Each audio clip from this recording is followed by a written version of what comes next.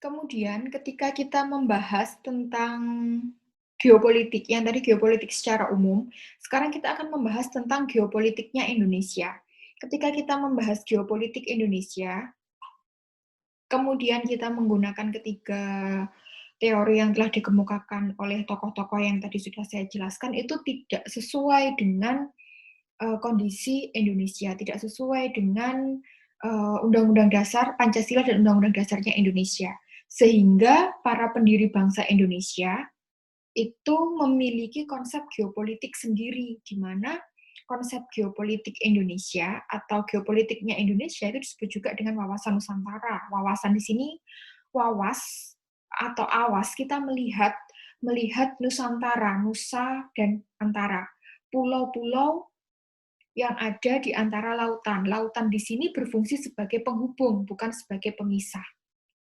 Kemudian, kenapa tadi saya katakan tidak cocok ketika kita menggunakan konsep dari tokoh-tokoh yang sudah saya sebutkan tadi, karena mereka konsepnya itu lebih ke ekspansi. Kalau di geopolitiknya Indonesia atau wawasan Nusantara, kita tidak sesuai ketika mau menggunakan konsepnya ekspansi atau penjajahan, karena di dalam Undang-Undang Dasar kita juga sudah disebutkan bahwa penjajahan itu harus dihapuskan karena tidak sesuai dengan peri kemanusiaan dan peri keadilan. Oleh sebab itu, Indonesia memiliki cara tersendiri atau memiliki konsep tersendiri terhadap geopolitiknya yang disebut dengan wawasan Nusantara yang didasarkan pada Pancasila dan Undang-Undang Dasar dengan memperhatikan kondisi geografis negara kepulauan tadi, kemudian latar belakang sejarah, kemudian kondisi sosial budayanya yang beragam, multikultur, dan dengan mempertimbangkan itu diharapkan kebijakan-kebijakan yang dapat diambil atau dirumuskan oleh penyelenggara negara hingga saat ini mampu mewujudkan tujuan nasional sesegera mungkin. Untuk latar belakang dari wawasan Nusantara, perumusan wawasan Nusantara, yang pertama kita harus melihat dulu kondisi wilayah Indonesia yang terdiri dari pulau-pulau, kemudian dihubungkan oleh laut.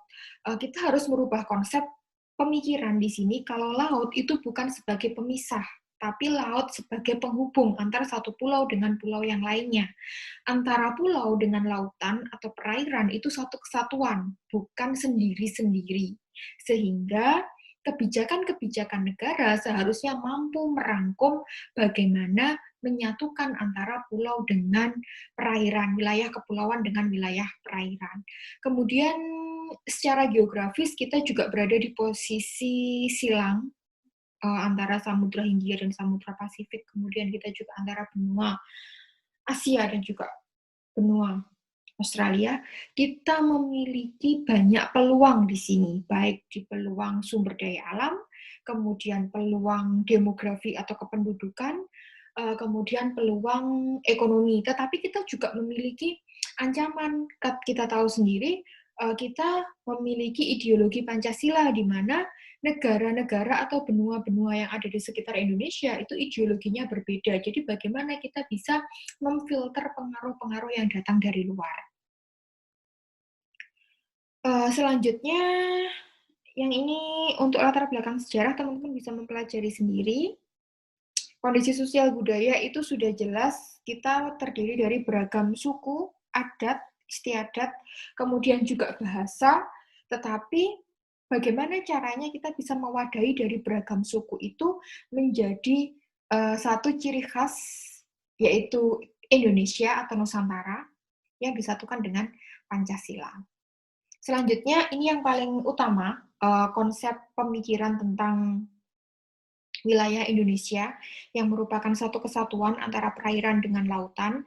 Jadi ada perkembangan sejarah geografi wilayah Indonesia atau perkembangan dari wawasan Nusantara Indonesia itu sendiri, yang awalnya wilayah Indonesia itu berdasarkan Undang-Undang Belanda tahun 1939, Undang-Undang Laut dari Belanda. Sejak masa penjajahan hingga masa kemerdekaan sampai tahun 1957, wilayah Indonesia ini pulau-pulaunya itu hanya memiliki lautan sebesar 3 mil, sehingga Laut-laut yang berwarna biru di luar dari garis-garis ini, di luar dari 3 mil, merupakan wilayah internasional atau merupakan laut internasional. Oleh sebab itu, negara-negara lain ketika melewati daerah-daerah ini, mereka bisa tanpa izin karena ini merupakan wilayah laut internasional. Menurut penyelenggara negara pada saat itu, salah satunya Insinyur Juanda, beliau menyebutkan bahwa wilayah ini dapat memberikan ancaman bagi Indonesia karena memang sepanjang sejarah Indonesia ketika kita setelah merdeka yang terjadi kita masih mengalami penjajahan, revolusi fisik pada saat itu. Dan tentara-tentara dari sekutu pada saat itu mereka juga datang melalui wilayah laut. Ketika mereka ke Surabaya, kemudian menyerang daerah Surabaya, mereka datang dari wilayah laut. Karena ini wilayah internasional, otomatis tidak ada kesalahan ketika mereka memasuki wilayah Laut Jawa itu tadi. Oleh sebab itu, si Insinyur Juanda, beliau memiliki pemikiran bahwa karena di awal konsep pembentukan Indonesia adalah negara kepulauan, laut sebagai penghubung, seharusnya wilayah laut perairan dalam yang ada di antara pulau-pulau di Indonesia, berapapun luasnya, itu menjadi wilayah laut Indonesia.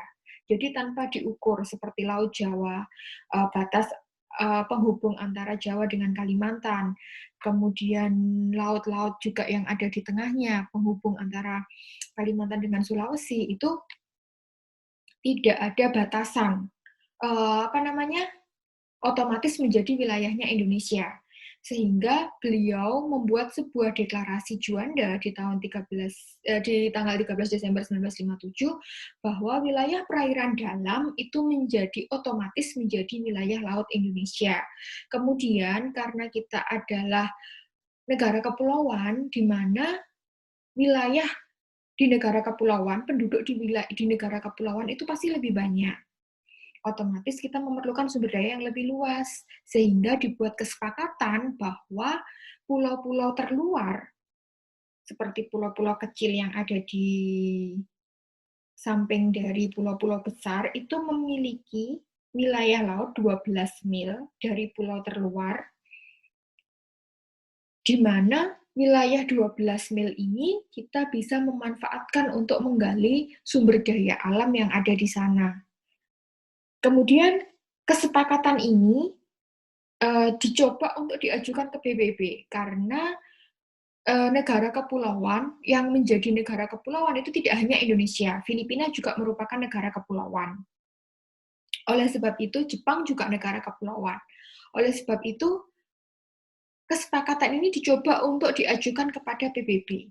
Dan ternyata PBB di tahun 1969 setelah membahas ini, banyak negara-negara yang menyetujui. Awalnya sekitar 17 negara meratifikasi zona ekonomi eksklusif. Setelah wilayah 12 mil dari pulau terluar masih ditambah lagi 24 mil. Kemudian dari 24 mil masih ditambah lagi 200 mil. Kemudian apa yang bisa kita manfaatkan dari wilayah laut yang 200 ZEE atau zona ekonomi eksklusif 200 mil ini tadi? Kita bisa memanfaatkan sumber daya alam baik yang ada di permukaan ataupun yang ada di bawah laut dari perairan Indonesia. Jadi selain kita memiliki perairan dalam di antara pulau-pulau yang menghubungkan satu pulau dengan pulau yang lain, di situ kita masih bisa menggali sumber daya alam yang ada di situ, kita juga bisa menggali sumber daya alam yang ada di luar perairan dalam, yaitu yang ada di dalam ZEE. Cuman di sini ketika kita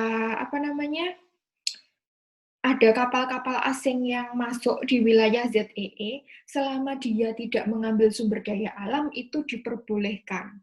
Tetapi ketika mereka mengambil sumber daya alam, maka mereka menyalahi aturan. Itu untuk peraturan internasionalnya. Kemudian kita lanjutkan lagi. Di sini setelah kita mengetahui bagaimana konsep wawasan Nusantara Indonesia, kita memanfaatkan kondisi geografis sedemikian rupa, kemudian kita mencoba untuk membuat kebijakan-kebijakan politik yang mendukung kondisi geografis sehingga mampu mewujudkan kesejahteraan di bidang ekonomi, politik, sosial, budaya, kita bagaimana caranya mengimplementasikan kawasan Nusantara di bidang politik, ekonomi, sosial, dan HANKAM. Di sini di bidang politik karena wilayahnya yang luas, bagaimana caranya negara mampu mengakomodir wilayah yang luas itu sehingga mampu memperkuat kesejahteraan masyarakat, perekonomian masyarakat, memperkuat komitmen politik, baik dari satu pulau ke pulau yang lain, itu PR yang besar. Jadi ketika ada pemilihan umum atau baik pilpres ataupun pilkada, bagaimana caranya bisa merangkul masyarakat supaya tidak terjadi perpecahan, tidak terjadi konflik, tidak terjadi saling dukung sini, dukung sana, kemudian masyarakat terbelah. Itu PR yang perlu kita lakukan bahkan hingga saat ini. Kemudian di bidang ekonomi kita memiliki banyak kesempatan karena kita memiliki ZEE yang luas sehingga kita memiliki kita memiliki sumber daya alam, terutama sumber daya alam laut itu sangat banyak. Oleh sebab itu bagaimana caranya membuat variasi-variasi dari sumber daya alam laut itu tadi sehingga mampu menumbuhkan ekonomi yang ada di Indonesia. Kalau sekarang berkembang UKM atau UMKM seperti itu. Kemudian untuk mempermudah penyelenggaraan negara, pemerintah juga membuat kebijakan otonomi daerah atau desentralisasi. Selanjutnya, untuk sosial budaya, bagaimana kita bisa merangkul dari beragam suku yang ada di Indonesia supaya tidak terpecah belah. Kemudian, yang terakhir dari HANKAM, karena wilayahnya luas, bagaimana caranya kita bisa menjadi bangsa yang berdaulat, kemudian kita bisa dihargai oleh bangsa atau negara lain. Kita bisa menjaga keamanan dari wilayah Indonesia yang luas itu, mengembangkan kekuatan maritim yang kuat.